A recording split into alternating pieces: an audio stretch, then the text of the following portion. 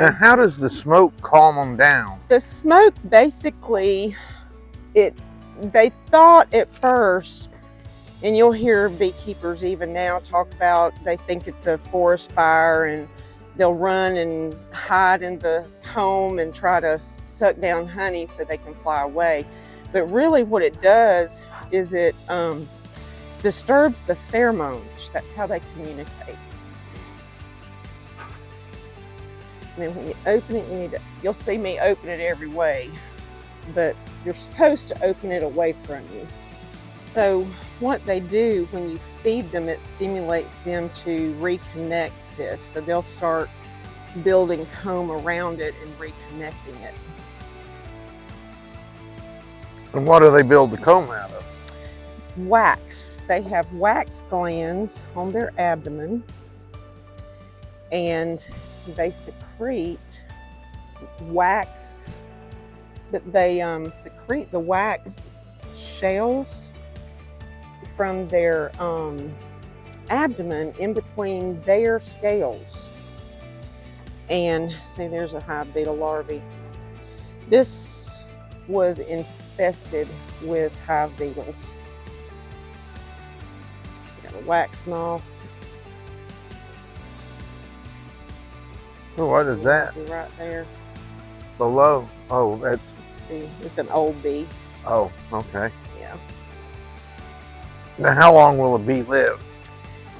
The worker bees typically live about 4 to 6 weeks, sometimes as long as 8 weeks. I've got some special bottom boards ordered to kill hive beetles, and you can put oil down in it. So now what do you feed them, sugar water or? Sugar water right now.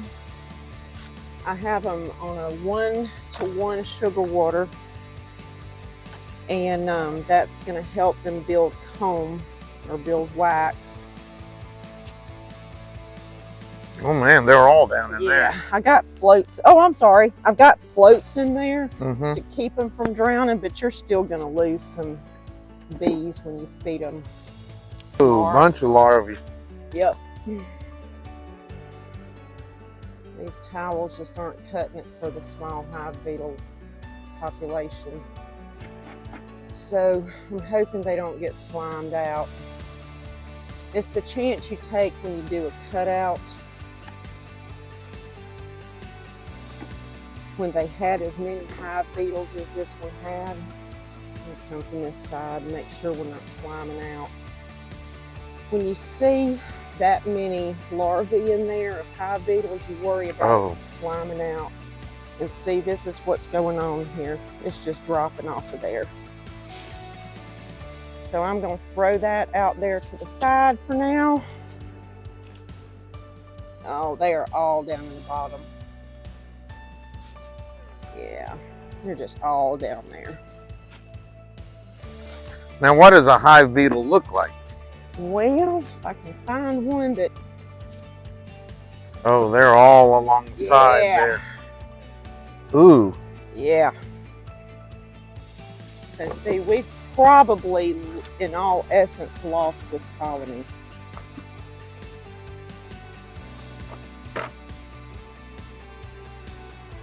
Yeah, it's full. Absolutely full. So it looks like this colony is a goner, even though we... See, that's what kills me. When people want you to come get bees out of their house, yeah, they want you to do it for free. Yeah. And this is what happens. You bring back these infestations, then you lose the colony. It's like, I don't want these free bees. They look healthy because you've got bees flying all around it, but the bees have already absconded. These are robber bees. So there's not a queen in this? Mm-mm. They've already absconded. They've left. So this is what happens when you do a cutout. You risk not bringing home a healthy colony. Or something. Yeah, you'll get roaches in here. Let me get a good picture of this. So Down in here, I just saw a hive beetle. They're a little black bug. There they are right there. See them? Mm-hmm. There's one right there. Yeah.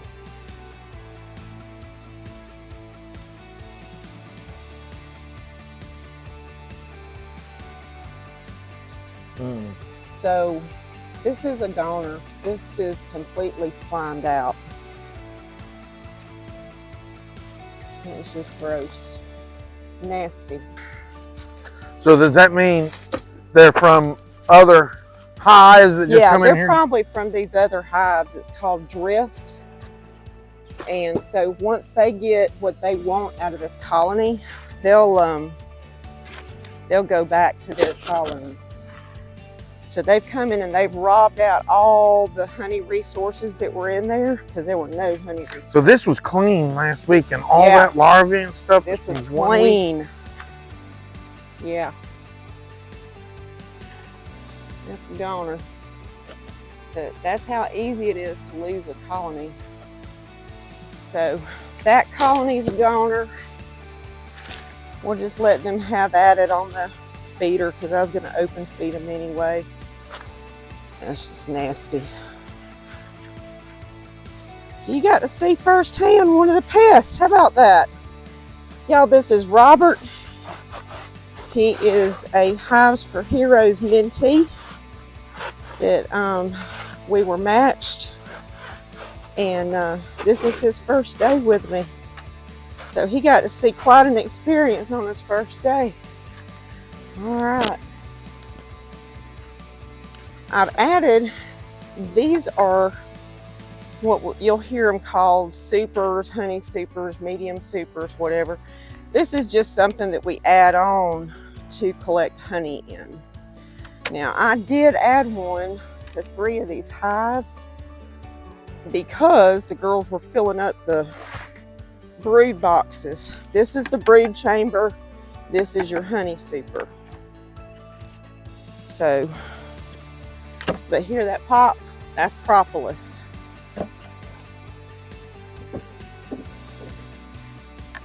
They're not nearly as active as this No. over here was. Yeah, there's a flow on, so they're bringing in a little bit of nectar. This was drawn comb. Now, when I put a super on to collect honey, I only put 9 frames in instead of 10. This is a 10 frame box. A hot beetle.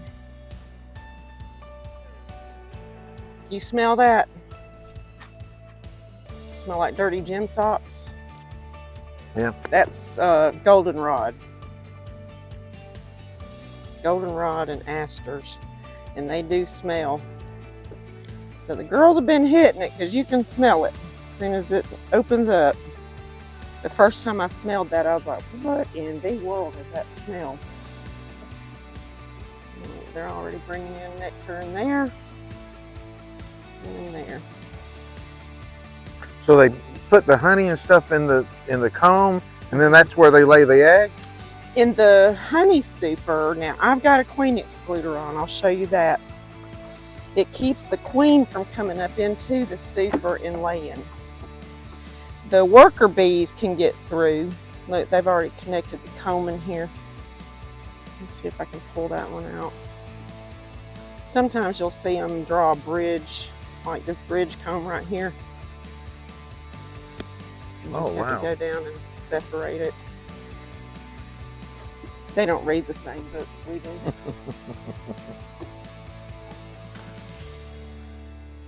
But a lot of times what they do is they get in there and they'll clean the comb up and they start depositing nectar.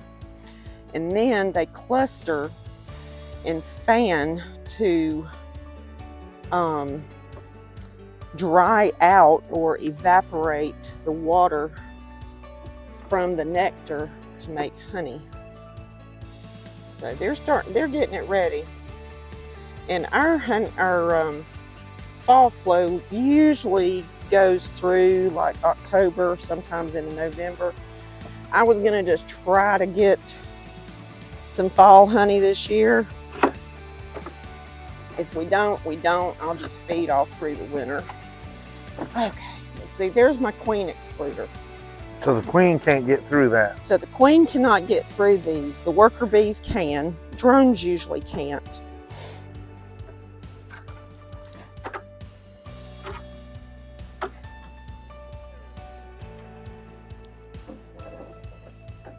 And usually when you open it up and you see this nice little cluster of bees here, that's usually where your cluster of brood is.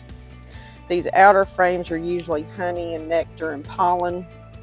Usually the most outer frames are honey. And then they'll start putting pollen and bee bread closer into where the brood is. When they build their comb or start laying in the comb and depositing nectar and pollen,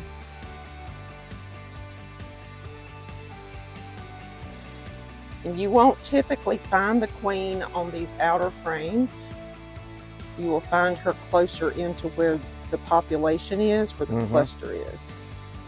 Usually it's the frame. If you see a frame that has eggs, which is kind of hard to find when you're first starting out, but you get a little bit more experience with it. Sorry, girls. That's a good one. See how they cap that honey right here? There's a drone right there. Come here, little guy. Well, I didn't want y'all. Drones do not sting either. There's one right there. There's one right there. They're the bigger one, big fat guy with big bulgy eyes. Let's see, you've got, they've already capped this. So when they dehydrate or evaporate the moisture to where they want it to be, they cap it over with wax. A little clump going on here. What's going on down here? Sometimes the queen will go into weird places, like sometimes you might find her. It's always a good idea just to check and make sure. But when I go in to work a hive, I'll remove one frame and then I'll kind of work from there to make it easier to pull the frames out. So they're not nearly as agitated as I thought they would have been. Typically not when there's a good flow on. Now here is a good brood frame.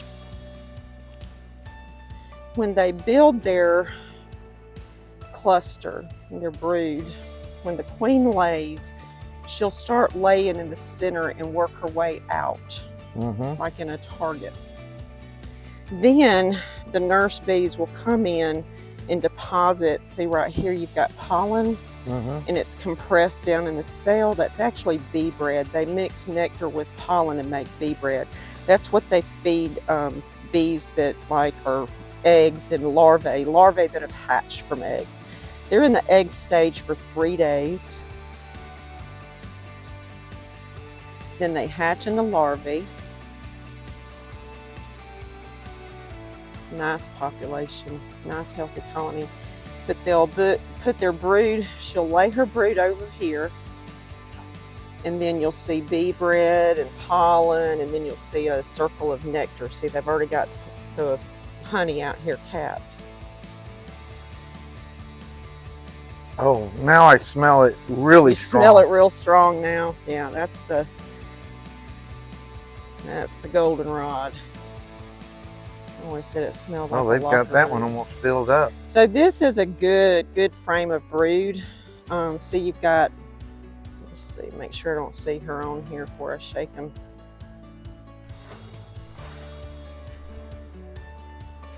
So you can see the brood pattern. You've got brood in here. Usually what you see is a little circle of capped brood, which is this brown. And then you'll see open brood right down in here. You see the larvae in there. And then out towards where there's other cells, you may see some teeny tiny little pieces that look like rice, either standing on end or leaning over slightly, and those are eggs. Sometimes you have to kind of hold it up. That's why I like to come out either in the early morning or the late afternoon, because I can see. Now this one, here, I'll let you hold it and I'll show you. All right, so hold it up a little bit. Let me see here. All right, so right in here are some like 4-day larvae. they have just hatched from their egg, and they're in the shape of a parentheses. Can you see that? Yes. Okay. When you see them in that parentheses shape, that's day 4 of their gestation. You said for them, typically it's 21 days for 21 days worker for bee? workers, 26 for drones, and 16 for queens. But then you also got to remember the queen's got to go out and get mated. So even though she has a 16-day period in a cell, she still has about 10 to 14 days left before she's any good. So if one turns into a queen, she leaves this brood and forms her own, or? So what happens usually is they will make queens while they still have a queen. The way that bees as a colony reproduces, they swarm. Now you've got certain bee breeds that tend to swarm more than others. I won't go into all that, but Oh wow.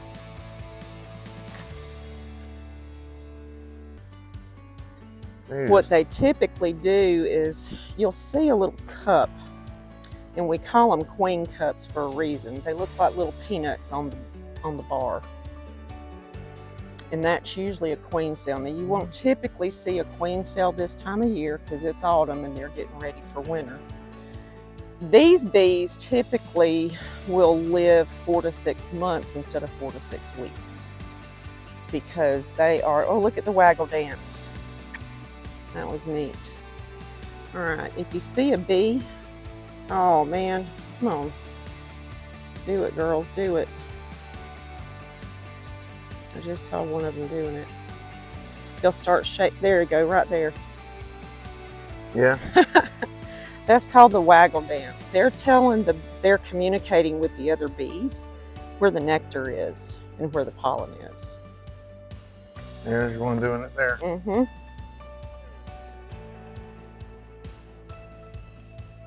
Well, I don't see Her Majesty.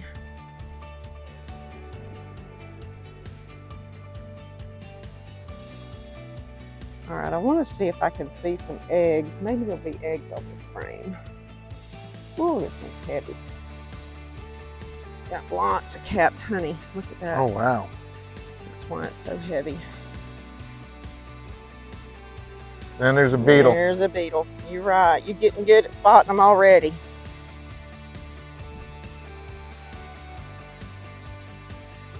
So I hadn't seen her.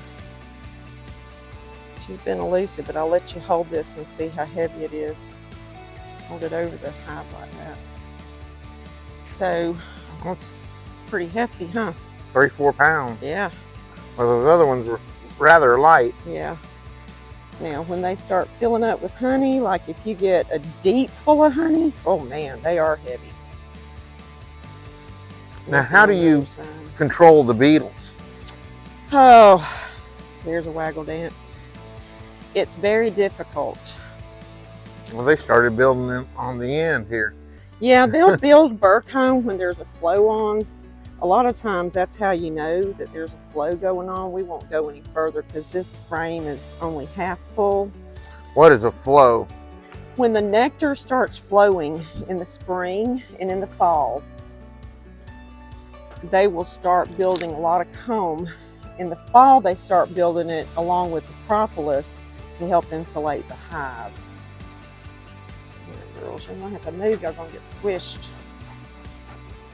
Get squished. She was on the jacket and I put my finger in and she crawled up on my finger. Uh-huh. Fly away. Fly.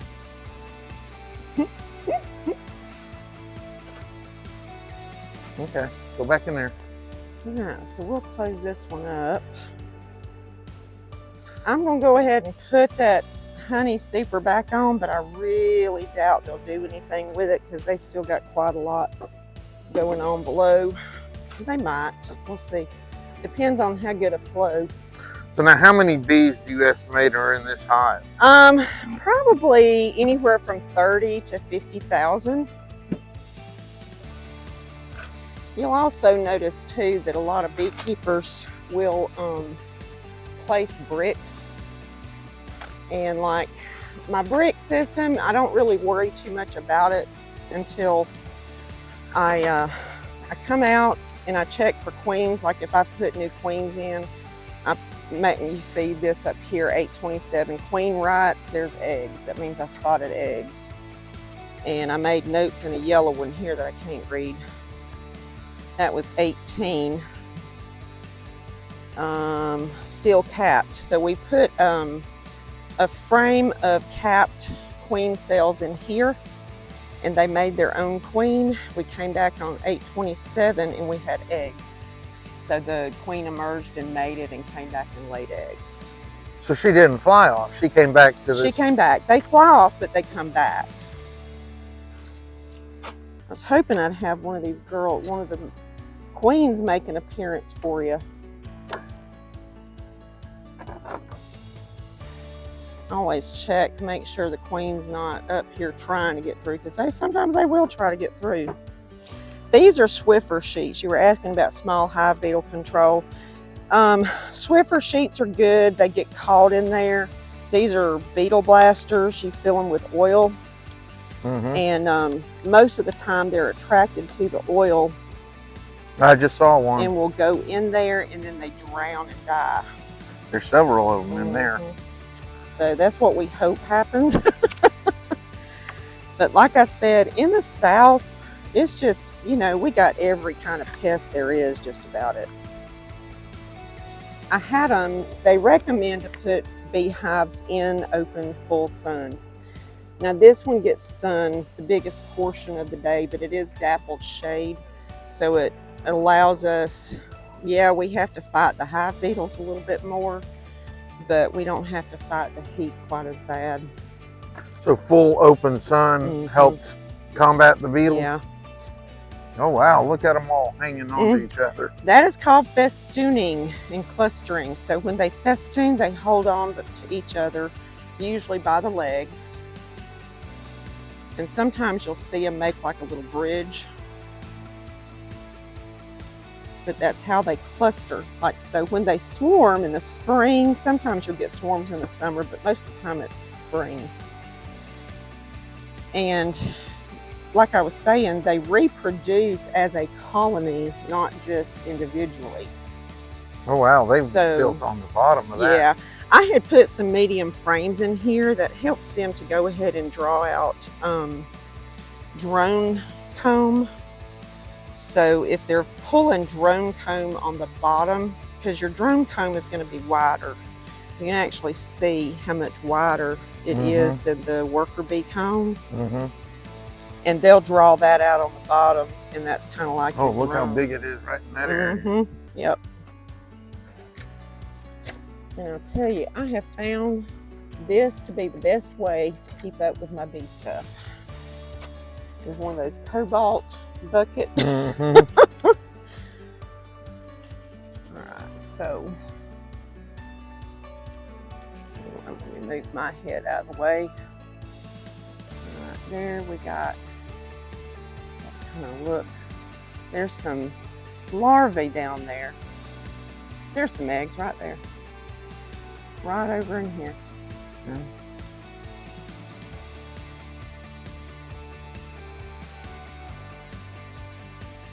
Okay. You take my word for it, right? Yeah. I don't see them, but okay. Let's see if I can see them a little bit. There's somewhere else. Okay, You is that see a right larvae in there? here? That is not. That's pollen. That's bee bread. Okay. All right, see right here in the center, you'll see like a little teeny tiny, just a little line.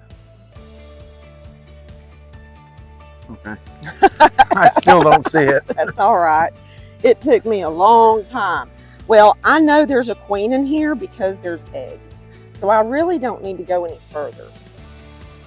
One of the things that I worried about when I first got into beekeeping. They're not happy. Yeah, I'm moving around, that's why. When I first got into beekeeping, I thought I had to go through every single frame, and you don't. Because if there's eggs, you know that there's a queen, because an egg is going to be standing straight up if it's less than 24 hours old.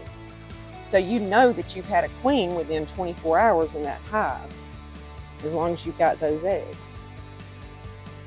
So now I know I've got eggs and I'm queen right. I don't have to see the queen. It's nice to see her when you can, you know, but if you can't, it's not the end of the world because you know you've got eggs. I'm gonna skip over. I want to peek in on that nuke down at the end. I don't necessarily have to go through all of these, but I do want to check on that little nuke at the end. Okay. So this was a queen that I got from a guy in Ohio, the one I was telling you that breeds queens. And he actually sent, I wasn't expecting this queen, so I kind of had to make a decision on what I was going to do with these because he sent me an extra one. Got some hive beetles in there. Mm-hmm. So he sent me one that he breeds, and I named her Pink. And she was already bred? Yeah. This is a swarm that we caught in spring. And they took to the queen? Yes, I killed the other queen. We had a pretty high mite infestation. This, believe it or not, this swarm filled up 2 double deep boxes. Now she should be easy to spot if you see her because she's got a big silver dot with a pink dot in the center. But this one had a very high infestation of mites. So we lost a big part of the bee colony.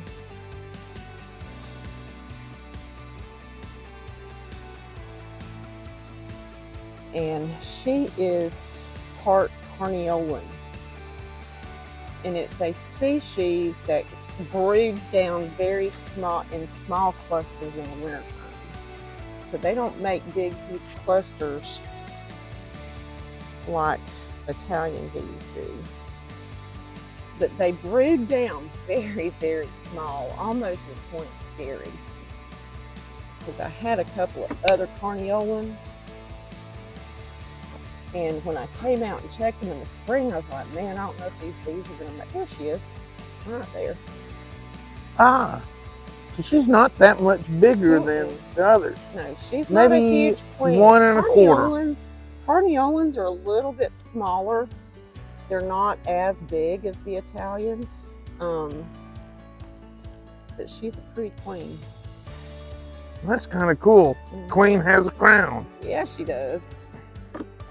But we had caught a swarm together. He had caught it in the box the night before, and then when he went to open the box, they swarmed on him again and cast off a small swarm going in their ground.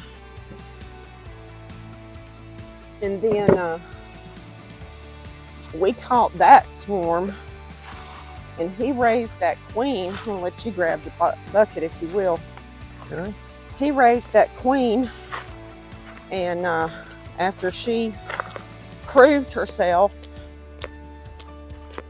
then he boxed her up and sent her to me. And she's in that 4th hive from the end, or third hive from the end. Maybe the 4th. I can't keep up with them. Well, it's neat. The honeybees leave you alone once you walk away from them. Well, for the most part. Unlike yellow jackets, you get in the yellow jacket, they'll chase you down. Yeah. So, what'd you think of your first experience? It was very unique. I got to see all 3 types of bees because we encountered the queen on the end there. So that was neat. And it was neat. It really was. Now if I can only figure out how to get out of here. Hang on, I'll help you. I got it. You got it? There you go. See, you're already a pro at removing. All right. So one of the things I hope to do One of the things that they want us to do, actually, and I don't have a problem with it because my bees are very proliferative in the spring. I usually don't have any trouble splitting colonies. And so what I'll do is I don't open them a lot in the wintertime, except to treat. So we'll go out and do some oxalic acid vaporization probably between Thanksgiving and Christmas, and that'll kind of keep the mites down. We'll go do that. Usually by March, we're ready to start splitting. Now, when we start doing splits, what we're doing is we're preventing, or hopefully controlling, the colony size and preventing swarming. So that's how you're going to get your bees. And when they swarm, typically, like I said, they will make a queen. And what they do is they will usually build 5 to, sometimes you'll see as many as 7 or 8, sometimes even more, depending on how big the colony is. And they feed that egg. After all bees, baby bees get fed royal jelly for the first 3 days while they're in egg stage. When they get to larval stage, they start feeding them nectar and pollen and bee bread.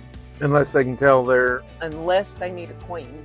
If they need a queen, they'll start feeding anywhere from 5, 3, sometimes as many as 7 or 8 or more. They'll start feeding them nothing but royal jelly. And that determines if they're going to be a queen or not.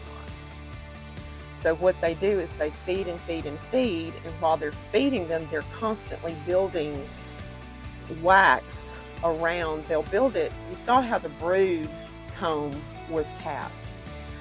Drone brood has a dome on it. You saw the bottom hanging down from the medium. When they get ready to start laying drones, or when she gets ready to start laying drones, they will cap that with like a dome cap. The queen is so much larger that they have to build it out. So they build it out and down. So that is what's known as a queen cup. And what they do, like I said, they keep feeding her royal jelly all along until she's getting bigger and bigger and bigger. And they're building that cell all at the same time that the nurse bees are feeding her that royal jelly. So what they do is they'll build those 5 to 7 or 8 queens, virgin queens, let them gestate, and then they let them hatch. Well, what's neat is you get one may hatch, and if she wants to be the Queen Majesty, she'll go sometimes and sting through the cups. Queens can sting, but they don't have a barbed stinger like workers, so they don't die when they sting. They'll sting those other queens and kill them. Oh, wow. Now, if they happen to hatch, like if they all hatch Something the straight same out of day, Shakespeare. Oh, I'm telling you, very Shakespearean. But if they all hatch like within minutes, and sometimes they do, they'll hatch within minutes of each other, then they will fight it out. I mean, they literally will fight to the death. Now, sometimes you get that weird instance where you may get 2 or 3 of them survive and they all swarm together. What happens is the older queen will take some bees with her, and sometimes you'll get some of those virgin queens swarm with her if they make it. And where do they go with her? They will make small cast-off swarms, and they will go out and mate themselves and come back and build their own colony. They're all different ways. It's really interesting. A lot to learn, but it's fun to learn. It's not something that you're going to get bored with, I think. But what's really neat is when you can hear a virgin queen, because when she hatches, she'll do a noise that some people call tooting or piping, and she'll go beep beep beep beep beep beep, and when you hear it, you know exactly what it is. It's unusual, but that's letting all the other queens know that one's hatched. and they better look out. They better hatch and get out and fight, or they're going to die from the sting. So anyway, well, Robert got his first shot at the bees today. Had a little crash course. So I look forward to it. Maybe you won't drop out after all this. And we look forward to getting together again and going through the bees. And we got to see a colony collapse from small hive beetle infestation. That's the cutout that Deirdre and I did last weekend. So unfortunately, those bees absconded, and some of them died. Beetles were in there. Just, it was awful. And y'all saw that if you went through there with us, but it was gross, wasn't it? It was. Usually there's a lot of honey in there. They will go in, they will slime that honey. And it just makes a horrible, horrible mess. To see all the robbers who got in there and robbed the hive before the small hive beetles could get in there and slime it. So the robbers were taking the honey out as well, as the sugar water. What little bit of nectar and honey was left in those combs when we placed them on those frames, they got in there and they robbed that one out. So, which I'm kind of glad that, yeah, it was, the pile of maggots was just that. Yeah. It's nasty. And that was for 1 week. That was 1 week. Ooh. A lot can happen in 1 week in the summer. We had one colony that we lost one colony. I'm not sure if we lost it to the beetles or if we lost it to mites. I kind of felt like it was mites. And then, you know, the beetles are going to come in sometimes. Beetles are they're opportunistic, because if you've got a weak hive, they will thrive in there. If it's a strong hive, the bees can pretty much fight them off, and they'll corral them. They'll corral them towards the beetle blaster. They'll corral them towards the Swiffer. And they can fight them off. But if it's not a strong colony, it can ruin a colony. And because, you know, that colony had gone under the stress of getting moved, cut out of their home and moved, you know, they already had stressors going on. And so the hive beetle, well, a lot of those hive beetles came with them. And it's just one of the chances you take. So that's why I say, when people say, well, you get the free bees, they're not always free, because you're going to get out there and work your butt off trying to save them. And then it's like, screw it, they're not worth saving. Just throw the frames out there and hope that the larvae dry up and die. And don't go back into the ground and make more. But we had one, we lost one, we almost lost another one. The beetles had moved in and had slimed out 2 frames and probably got a third one, and that was just a matter of 2 weeks. And fortunately, we were lucky enough that we got in there and were able to pull those frames, put fresh frames in, get them treated, and that colony, and put a new queen in there, and that colony just boomed. So it's still going. If you catch them early, sometimes you can save them, but that colony we couldn't catch. So it was a goner. Some of the stuff you go through. All right. Well, y'all have a great day. Say bye to Robert. Bye, Robert. Bye. All right.